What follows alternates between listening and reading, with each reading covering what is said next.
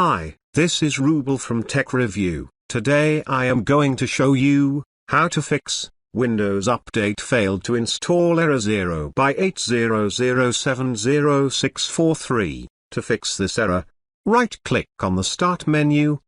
Click on Settings. After opening the settings, on the left side, click on System. On the right side, scroll down, and click on Troubleshoot. Click on Other Troubleshooters. Under the Windows Update, click on Run. Please wait, it will automatically fix your problem.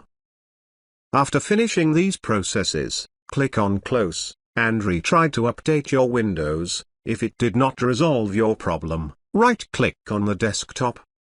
Click on New. Click on Text Document. Double-click on the newly created text document. Copy and paste this code into the text document. This code is available under the description. Click on File. Click on Save As. Type a name with .bat. I am giving its name wuauserv. Click on this drop-down menu, and select All. Now find a location where you want to save it. I am selecting Desktop. Click on Save. Now right-click on your newly created BAT file, click on Run as Administrator. Click on Yes. Please wait until finishing this processes, it will take some times.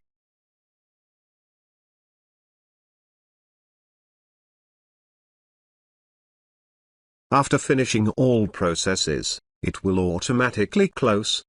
Now restart the computer. After restarting the computer, hope your problem is solved. Thanks for watching this video. Hope you like this. Please do subscribe to my channel. Also give a like please. Take care.